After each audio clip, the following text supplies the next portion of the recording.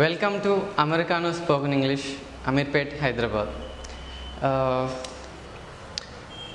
ఒక లాంగ్వేజ్ అనేది కమ్యూనికేషన్కి, ఒకళ్ళు ఇంకోళ్ళతో మాట్లాడటానికి కనిపెట్టబడింది. అది అక్కడ ఉండే ప్రజల attitudes, life styles, body language, అక్కడ దొరికే వస్తువుల మీద కనిపెట్టబడుతుంది, దాని బేస్ మీద. అలాంటప్పుడు ఒక కంట్రీలో ఉండే వస్తువులు ఇంకో కంట్రీలో, ఒక కంట్రీలో ఉండే ఫుడ్, ఫెస్టివల్స్, అట్మాస్ఫియర్, వాళ్ళ దగ్గర ఉండే యానిమల్స్, వాళ్ళకి దొరికే ట్రీస్ అన్నీ, వాళ్ళ సరౌండింగ్స్లో ఉండే హౌజెస్ కానీ, వాళ్ళకి ఈవెన్ నేచర్, యాటిట్యూడ్స్, ఇవన్నీ ఒక కంట్రీలో ఉన్నాయి ఇంకో కంట్రీలో ఉంటాయని గ్యారెంటీ లేదు, మ్యాక్సిమం ఉండవు. ఇప్పుడు ఫ్రెంచ్లో వాళ్ళకి రెడ్ వైన్ దొరుకుతుంది, అది జర్మన్లో దొరుకుతుందని లేదు. ఇండియాలో ఎక్కువ రైస్ వాడతారు ఫుడ్ అనేది. ఇక్కడ festivals it's a mixed culture. So ఇక్కడ సంక్రాంతి, భోగి, సంథింగ్ రకరకాల ఫెస్టివల్స్ ఉంటాయి.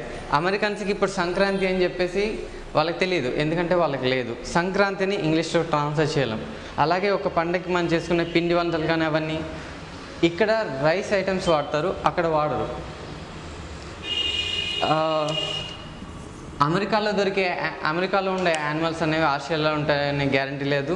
అలాగే ఆస్ట్రేలియాలో ఉండే ట్రీస్ అనేవి ఆఫ్రికాలో ఉంటాయని లేదు. అలాంటప్పుడు గ్లోబలైజ్డ్ లాంగ్వేజ్ అయిన అమెరికన్ ఇంగ్లీష్ని నేర్చుకోవడానికి చాలామంది డిక్షనరీస్ని వాడుతుంటారు. ఇప్పుడు హాట్ డాగ్స్ అనేది అమెరికాలో ఒక ఫుడ్ నేమ్. ఇక్కడ వాళ్ళకి హాట్ డాగ్స్ అంటే వేడిగా వండిన డాగ్స్ అని అనుకుంటారు. ఇక్కడ మీనింగ్స్ అనే వాటిని హాట్ అంటే వేడిది అని పెట్టేశారు. మేబీ హాట్ అనేది ఇంకో పదంలో ఇంకో ఎక్స్ప్రెషన్ వెళ్ళేప్పటికీ మీనింగ్ సిమిలర్గా ఉండకపోవచ్చు. లైక్ ఇక్కడ కొన్ని కూరగాయలు దొరుకుతాయి, లైక్ బెండకాయ కానీ, సొరకాయ కానీ, ఇలాంటివన్నీ దొరుకుతాయి. అవి అమెరికన్స్కి వాళ్ళకి దొరుకుతాయని గ్యారెంటీ లేదు. అలాంటప్పుడు సిమిలర్గా ఉండే అక్కడ దొరకని పదాలకి ఇక్కడ ఎలా పేర్లు పెట్టారంటే, ఇక్కడ వాళ్ళకి తగ్గట్టు ఇక్కడ ఉన్నాయి, మరి వాటికి పేరు లేకపోతే మనం పలకడం కష్టం. ఇట్స్ గ్లోబలైజ్డ్ లాంగ్వేజ్ కాబట్టి వాటికి ఇక్కడ వాళ్ళ యాటిట్యూడ్స్, ఇక్కడ వాళ్ళు బాడీ లాంగ్వేజ్, పలికే విధానాన్ని బట్టి ఇక్కడ ఉండే వస్తువులన్నిటికీ పేర్లు పెట్టడం స్టార్ట్ చేశారు. లైక్ మెస్ అనే పదాన్ని ఇక్కడ సంథింగ్ లంచ్కి, వాటికి వీటికి పిలవడానికి అట్లా దానికి వాడతారు. కానీ మెస్ అనేది యాక్చువల్గా అమెరికాలో గొడవకి వాడతారు. ఇట్స్ ఏ మెస్ అంటే అక్కడ something going to be, fighting గురించి, వాటి గురించి ఏదో జరిగింది అని చెప్పి, అంటే గందరగోళంగా సంథింగ్ అక్కడ ఏం జరిగితే దాన్ని మెస్ అంటారు. సపోజ్ ఇప్పుడు స్వీట్ అనే ఒక పదం ఉంది. ఇక్కడ స్వీట్ అంటే తీపి పదార్థం అని అర్థం. అక్కడ స్వీట్ రైడ్ అని ఎవరన్నా అంటే తీపిగా ఉన్న రైడ్ అంటే దానికి సెపరేట్గా తెలుగులో మీనింగ్ ఏం లేదు. కానీ స్వీట్ రైడ్ అంటే కార్ చాలా బాగుంది అని అర్థం. అలాగే ఇక్కడ ఓవర్ అనే పదానికి అయిపోయింది అని అర్థం. అందరూ it's over, it's finished, it's over అని చెప్పేసి పదం వాడుతుంటారు. ఓవర్ అనే పదాన్ని ఇక్కడ నెగిటివ్ వాడుతుంటారు. కానీ అసలు ఓవర్ అనే ఫీలింగ్, ఓవర్ అని అంటే అయిపోయింది అనే మీనింగ్ కాకపోవచ్చు. Suppose start, over. స్టార్ట్ అంటే మొదలు పెట్టడం, ఓవర్ అంటే అయిపోవడం. స్టార్ట్ ఓవర్ అంటే ఫ్రెష్గా మళ్ళీ దేన్నైనా మొదలు పెట్టాలని స్టార్ట్ ఓవర్ అంటారు. కానీ మన ఇండియన్ లాంగ్వేజ్లోకి తీసుకొచ్చి దీన్ని కన్వర్ట్ చేస్తే స్టార్ట్ అంటే మొదలు పెట్టడం, దీంట్లో అయిపోయింది, అసలు మీనింగ్ లేకుండా అయిపోతుంది. కమాన్ ఇన్ అంటే లోపలికి రమ్మని చెప్పి అమెరికన్స్ ఎక్కువ వాడే పదం. దీన్ని తెలుగులో కన్వర్ట్ చేస్తే కమ్, రమ్మని చెప్పేసి. ఆన్ అంటే మీద, ఇన్ అంటే లోపల. రండి, మీద, లోపల అనే మీనింగ్గా మారిపోతుంది. దీన్ని బట్టి డిక్షనరీస్ని వాడటం వల్ల ఎంత కన్ఫ్యూజ్ అవుతామో అన్నది నా పాయింట్. మనకి లేని పదాలు, లేని ఫెస్టివల్స్, లేని ఫుడ్ ఐటమ్స్, లేని అట్మాస్ఫియర్. అమెరికా అనేది కోల్డ్ కంట్రీ, వాళ్ళకి వుడెన్ హౌసెస్ ఉంటాయి, బీచ్ హౌసెస్ ఉంటాయి. ఇక్కడ వాడేది మొత్తం సిమెంట్తో సంథింగ్ హౌసెస్ కడతారు. సో ఆబ్వియస్లీ లేని పదాలని ఇక్కడ క్రియేట్ చేయాలంటే డిక్షనరీస్లో పదాలని రిలేటెడ్గా మాత్రం చెప్పగలనని ఒక లాంగ్వేజ్లో ఉన్న పదం ఇంకో లాంగ్వేజ్లో సేమ్ స్పెసిఫిక్గా అదే ఉంటుందని గ్యారంటీ లేదు. కమ్ అంటే రమ్మనే మీనింగ్ కాదు. ఎందుకంటే హౌ కమ్, ఎగ్జాంపుల్ అలా ఎలా జరిగింది అని చెప్పి వాడటానికి హౌ కమ్ అని వాడతారు. దీంట్లో రమ్మనే మీనింగ్ ఎక్కడుంది? లేదు. ఆటిట్యూడ్ విషయానికి వస్తే హాబీస్ని బట్టి ఒక కంట్రీలో ఉండే ప్రజల ఆటిట్యూడ్స్ తెలిసిపోతాయి. ఇక్కడ వాళ్ళు ఎక్కువ ఇష్టపడే స్పోర్ట్ క్రికెట్. ఈ గేమ్ ఎలా ఉంటుంది? అమెరికన్స్ ఈ గేమ్ని ఇష్టపడిపోవడానికి ఒకటే కారణం ఏంటంటే గేమ్ జరుగుతున్నప్పుడు ప్రతి ఆటగాడు పోరాడాలన్నది వాళ్ళకి ఇష్టం. అలా పోరాడితే ఇక్కడ ఒక టీంలో సంథింగ్ అందరూ బ్యాటింగ్ చేస్తుంటే మిగతా 10 మంది కూర్చోవాలి, లేకపోతే మిగతా టీం ఆడుతున్నప్పుడు అందరూ సంథింగ్ వెయిట్ చేయడం అనే కాన్సెప్ట్ మీద ఈ గేమ్ ఉంటుంది. వాళ్ళకి ఫుట్బాల్ ఇంకో 30 సెకండ్స్ గేమ్ ఉంది, 0-0 పాయింట్ ఉన్నప్పుడు ఆ 30 సెకండ్స్లో వాళ్ళ టీం గెలవాలని చేసే ఆ పోరాటం అనేది అమెరికన్స్కి బాగా ఇష్టం. ఆ ఎక్సైట్మెంట్ని వాళ్ళు ఎక్కువ ఎంజాయ్ చేస్తారు. కానీ వాళ్ళ ఆటిట్యూడ్ ఇక్కడే బయటపడుతుంది. వాళ్ళకి ఫ్రెండ్లీగా ఉండడం అంటే ఎంత ఇష్టమో పోరాటం అంటే కూడా అంత ఇష్టం. సో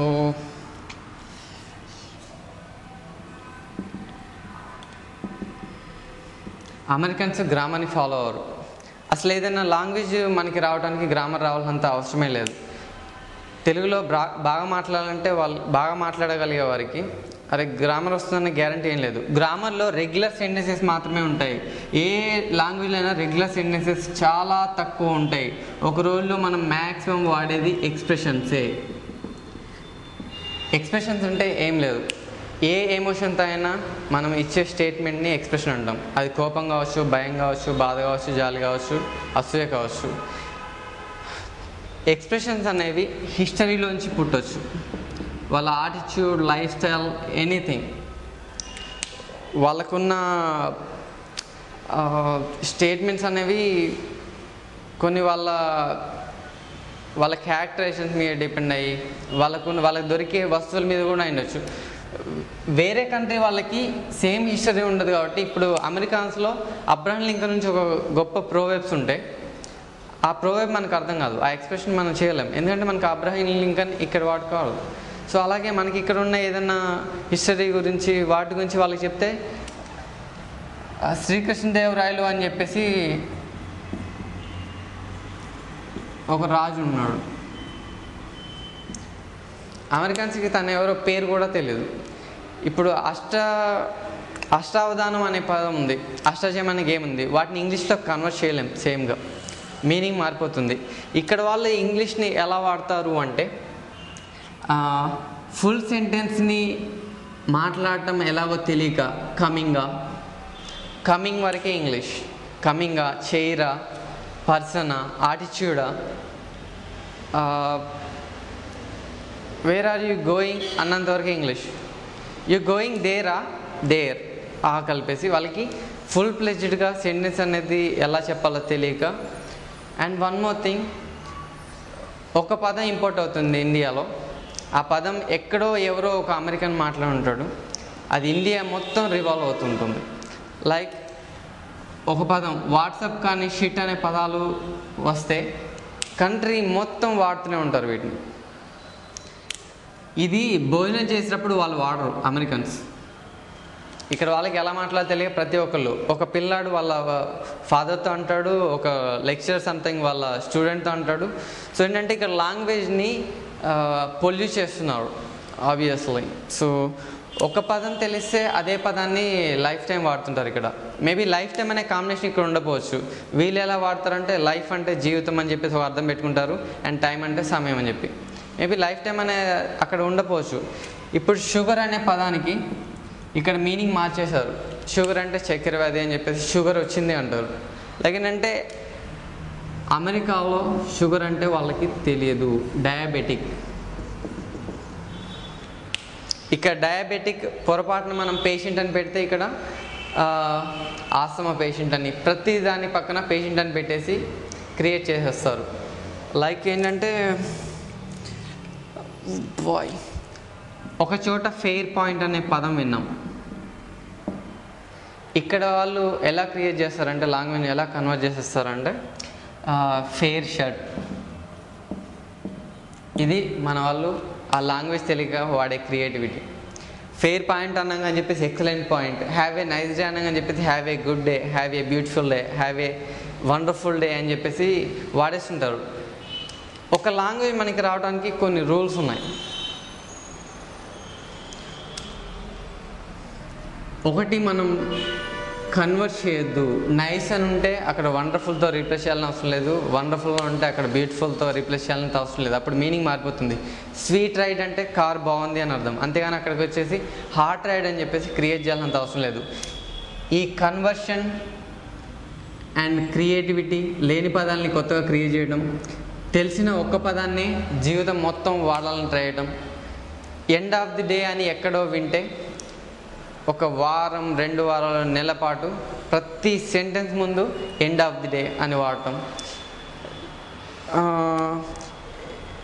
ఏదన్నా వాట్సాప్ అనే ఒక పదం వింటే కూల్ అని ఎక్కడో అంటారు. వాళ్ళు ఎందుకు అన్నారో తెలియక వాళ్ళ ఇంట్లో ఎవరన్నా పోయినా వాట్సాప్ అంటే వాడు కూల్ అంటాడు. ఇక్కడ వాళ్ళ పరిస్థితి ఇది. సో లాంగ్వేజ్ రావాలి అంటే వాళ్ళ ఎక్స్ప్రెషన్స్కి హిస్టరీ కారణమైనప్పుడు వాళ్ళలాగే వాళ్ళ లాంగ్వేజ్ మాట్లాడాలంటే మనకి ముందుగా కావాల్సింది వాళ్ళ ఆటిట్యూడ్, లైఫ్ స్టైల్ ఏంటి అని చెప్పి. వాళ్ళ ఇంటికి వెళ్ళగానే ఐఎమ్ హోమ్ అని చెప్తారు. దీన్ని తెలుగులో ట్రాన్స్లేట్ చేస్తే ఐఎమ్ అంటే నేను, హోమ్ అంటే ఇల్లు. దీంట్లో నేను ఇంటికి వచ్చాను అనే మీనింగ్ ఎక్కర్లేదు.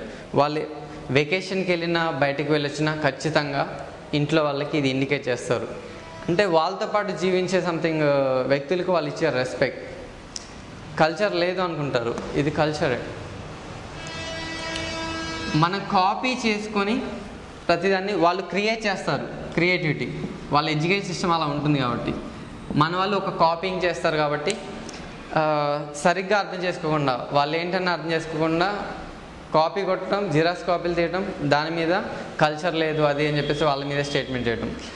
సో వాళ్ళ లాంగ్వేజ్ రావాలంటే వాళ్ళకి ఫస్ట్ మనకు అర్థం కావాల్సిన వాళ్ళ ఆటిట్యూడ్స్ ఏంటి, వాళ్ళ లైఫ్ స్టైల్ ఏంటి, రియల్గా వాళ్ళ దగ్గర ఉండే ఎక్స్ప్రెషన్స్ ఏంటి, దానికి రీజన్స్ ఏంటి. మన దగ్గర గ్రేట్ వైట్ షార్క్స్ అని చెప్పి లేవు. దాన్ని ఇక్కడ ఎలా మార్చేస్తారంటే పదాన్ని గొప్ప తెల్ల సొరచేప అని మార్చేస్తారు. ఇక్కడ మనకి లేనప్పుడు దాని నుంచి వాళ్ళు ఏదో ఒక ఫన్నీ సేయింగ్ ఒకటి ఉంటే మనకు తెలిసే ఛాన్స్ లేదు. ఇక్కడ నాకు జరిగితే చాలు అదే 10,000 అంటారు.